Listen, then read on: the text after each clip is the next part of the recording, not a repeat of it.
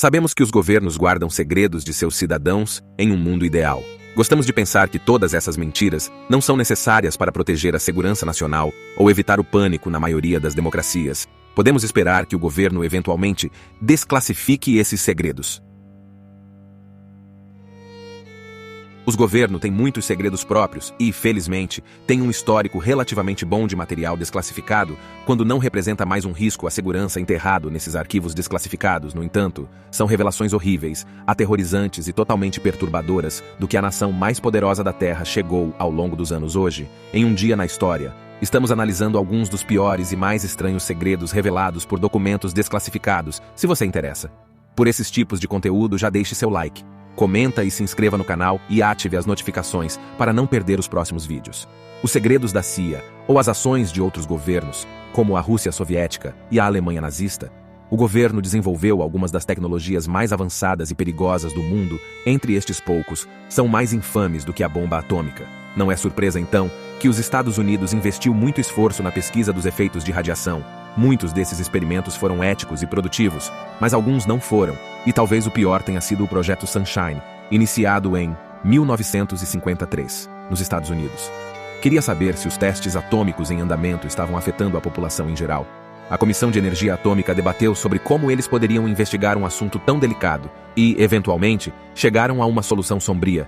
Eles secretamente roubariam corpos, principalmente de bebês e crianças, e realizariam testes neles.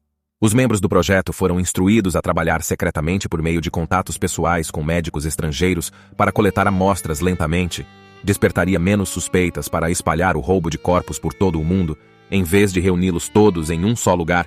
Os documentos registram o comissário da AEC na época alegando que se alguém sabe como fazer um bom trabalho de roubo de corpos, eles realmente estarão servindo seu país da Grã-Bretanha à Austrália. Os agentes recuperam partes ou corpos inteiros de crianças pequenas para medir a quantidade de estrôncio 90 sendo absorvido em seus ossos. O sigilo significava que eles não perguntavam a OS Pais vivo porque o corpo não pôde ser devolvido a eles em um caso famoso relatado na Grã-Bretanha. Uma mãe foi impedida de preparar pessoalmente o corpo de seu filho para o funeral, porque os médicos tiveram que esconder o fato de que haviam removido suas pernas e os mandaram embora para o Projeto Sunshine. Os cientistas usaram as amostras e experimentos e produziram vários estudos, nenhum dos quais revelou as verdadeiras origens verdadeiras de seu material. O AEC sustentou que os avanços no conhecimento médico valeram as violações éticas ao todo. 1.500 corpos foram roubados ou cortados até projetos de combustível. Os experimentos de Sunshine, enquanto os próprios experimentos eram conhecidos por décadas, só muito mais tarde, o roubo de corpos humanos se tornou conhecido em 1995. O presidente Clinton criou um comitê para investigar experimentos de radiação, dos quais o Projeto Sunshine provou ser o mais controverso deles. O relatório concluiu que, embora o AEC tenha pensado bastante na legalidade da citação de roubo de corpos, não há evidências de que tenha procurado considerar quaisquer requisitos éticos independentes para a divulgação às famílias dos sujeitos. O Sunshine foi apenas um experimento médico antiético realizado pela USS Governo. Talvez o mais duvidoso de todos foi o infame experimento Tuskegee.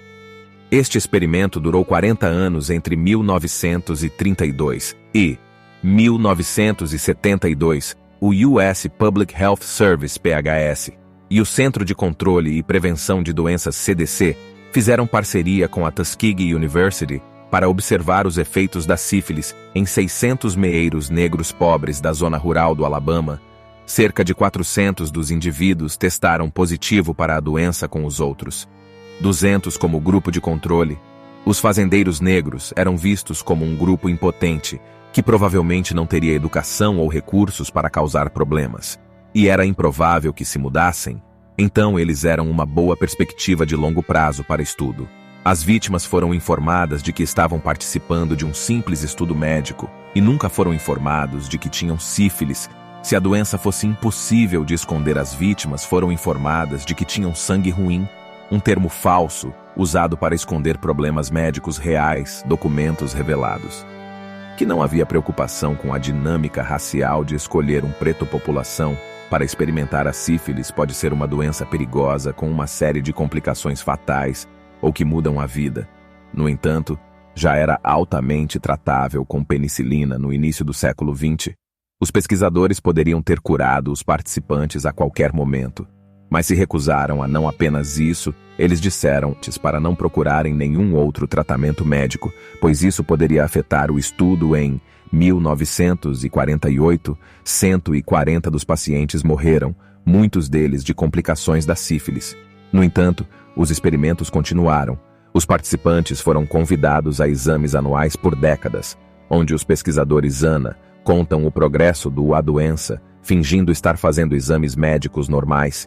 O estudo continuou a cada ano, mais participantes morreriam da doença. Em 1958, os pesquisadores tiveram a audácia de dar um certificado se participantes sobreviventes. Citação em agradecimento. Reconhecimento de 25 anos de serviço no estudo de pesquisa médica de Tuskegee, em 1968. 35 anos após o início do experimento, apenas 88, participantes ainda estavam vivos. Uma revisão do experimento naquele ano reconheceu sua natureza antiética, mas insistiu que seus dados eram muito valiosos. Pelo menos 130, os participantes morreram de sífilis ou complicações relacionadas até então, mas o número real foi certamente maior, pois nem todos os corpos dos participantes foram examinados. A maioria dos sobreviventes tinha problemas de saúde, como pressão alta, que estavam ligados à sífilis não tratada.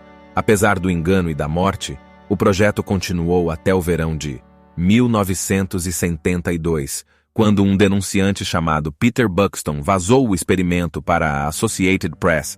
A história gerou uma grande reação pública, especialmente da comunidade afro-americana. O experimento terminou oficialmente em novembro de 1962. Em várias agências governamentais, passou anos revisando os documentos. Novos regulamentos e comitês de supervisão foram estabelecidos para garantir que nada parecido jamais acontecesse novamente. Mas muitos sentiram que era tarde demais. Quase 90% das vítimas já estavam mortas.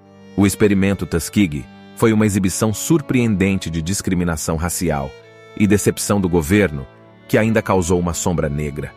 Até hoje é uma das principais razões para a desconfiança do governo na ciência médica entre os afro-americanos. Nos últimos anos, a memória de Tuskegee foi citada como uma razão para a baixa aceitação da vacina entre os negros americanos. Durante a pandemia de Covid-19, Tuskegee está longe de ser o único segredo do governo cujos efeitos ainda são sentidos hoje. Invasão do Iraque em 2003, sobre se o governo mentiu sobre suas alegações de que o Iraque possuía armas de destruição em massa. Ao longo de 2002 e 2003, os Estados Unidos e o Reino Unido alegaram ter descoberto evidências crescentes do programa secreto de armas nucleares do Iraque, The Smoking Gun. Nessas alegações, foram um conjunto de documentos supostamente mostrando que o Iraque estava secretamente tentando comprar grandes quantidades de urânio do Níger. O Níger era um dos maiores fornecedores mundiais de urânio, tanto nos Estados Unidos. Os governos e do Reino Unido apontaram isso como uma prova concreta das intenções sinistras do Iraque, mas nem sempre como parecia. Da formatação desleixada aos fatos mais básicos errados, por exemplo, a quantidade de urânio que o Iraque supostamente estava pedindo era uma quantidade excessivamente alta de fenícia para mover em primeiro lugar, muito menos para mover secretamente o mais flagrante de todos os documentos nomeados, alguns de alto nível funcionários nigerianos, que não estavam realmente nessas posições quando os documentos deveriam ter sido feitos. As falsificações foram tão flagrantes que um funcionário da IAEA afirmou que eles poderiam ser vistos por alguém usando o Google na internet. Agências de inteligência avançadas do mundo são enganadas por tais falsificações desleixadas. A verdadeira questão pode ser se eles já foram enganados em todos os outros documentos. Mostraram que os EUA estavam trabalhando em estreita colaboração com o Reino Unido em uma campanha de propaganda global para aumentar a hostilidade ao regime de Saddam concedido, que não foi difícil de fazer. Saddam era um ditador terrível, mas estava claro que os Estados Unidos e UK estavam abrindo caminho para Ward muito antes de os documentos de Nisha chegarem. Muitos acreditam que os documentos foram falsificados pelos EUA para agir como o último empurrão para justificar uma invasão. Embora os documentos tenham sido desmascarados, as manchetes sobre as alegações eram muito mais alto e mais numeroso do que a verdade. Menos de 2 semanas depois que os documentos foram expostos, a coalizão liderada pelos EUA invadiu o Iraque, iniciando uma guerra que se arrastaria por anos e custaria dezenas de milhares de vidas onde ainda os EUA. As Forças S nunca encontraram os estoques de ADMs e instalações de construção de armas que, segundo eles, estariam lá mais tarde. O homem encarregado de liderar as equipes dos Estados Unidos montadas para investigar os ADMs admitiu ao Congresso que estávamos quase todos errados enquanto armas químicas que violavam os regulamentos foram realmente encontrados. É inegável que a maioria dos as alegações do governo provaram ser falsas, pois esses documentos vazados mostram que temos que perguntar se o governo já sabia que, felizmente, nem todo segredo do governo é tão sombrio ao longo dos anos. Documentos desclassificados revelaram que o governo dos EUA teve relacionamentos complicados com muitas figuras famosas, por exemplo. Ao longo da década de 1960, a US pagava $180 mil por ano ao Dalai Lama, porque o Dalai Lama era visto como um recurso útil para resistir à expansão chinesa na Cama. Os EUA também financiaram a resistência tibetana como uma forma de impedir a propagação do comunismo na Ásia. Mas o Dalai Lama não estava sozinho em ajudar o governo dos EUA. Talvez o mais estranho de todos tenha sido Julia Child, a chefe amada, que conquistou os corações americanos por décadas com seus livros de receitas e programas de culinária em 2008. Documentos desclassificados revelaram que a criança havia começado sua carreira culinária trabalhando para o Escritório de Serviços Estratégicos, OSS Doutor. Durante a Segunda Guerra Mundial, seus tubarões inimigos, o OSS, queria uma maneira de impedir que os tubarões interferissem com explosivos subaquáticos. Criança acabou criando um repelente de tubarão que protegeu com sucesso os explosivos e ainda está em uso. Hoje, este foi realmente o primeiro a criança do tempo.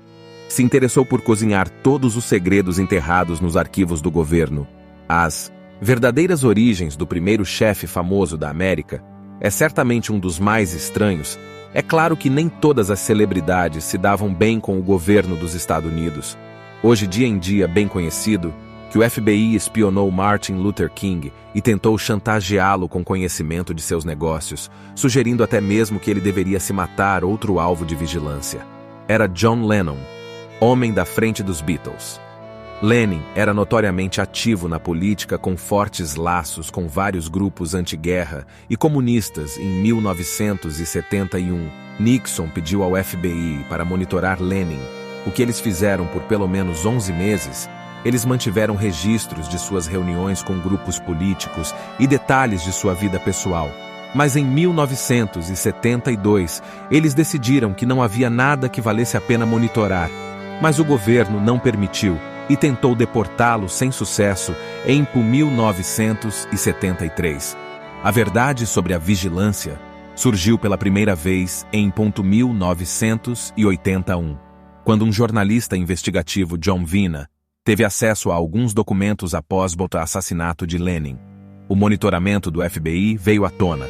Muitas pessoas não conseguiam imaginar como o governo poderia espionar uma figura pública popular, pois eles nem haviam começado a arranhar a superfície em 2013. Edward Snowden expôs uma das maiores conspirações do governo de todos os. O governo S espionava organizações civis e governos. Em todo o mundo há décadas, Snowden era funcionário da Agência de Segurança Nacional, onde ficou alarmado com o programa de vigilância da NSA. Depois que suas preocupações foram ignoradas pelos funcionários da NSA, Snowden fugiu para Hong Kong e vazou milhares de documentos classificados para a imprensa, iniciando uma tempestade de fogo global sobre a vigilância dos EUA. O governo S e seus aliados ligas de Snowden mostraram que a NSA, a CIA e outras agências governamentais estavam espionando comunicações eletrônicas em todo o mundo. Registros telefônicos, mensagens de texto, e-mails, videochamadas, metadados vocacionais e outras formas de dados eletrônicos estavam sendo interceptados e gravados para supostos propósitos antiterroristas. Imediatamente, cidadãos, jornalistas, grupos de direitos civis e governos estrangeiros criticaram os Estados Unidos. e seus aliados por grandes violações de privacidade. A extensão da vigilância foi incrível. Documentos mostraram extensa colaboração entre a NSA e grandes empresas de tecnologia, como Google, Facebook e Microsoft, para roubar dados de usuários. Por exemplo, a NSA teve acesso a AOS registros telefônicos de mais de 120 milhões.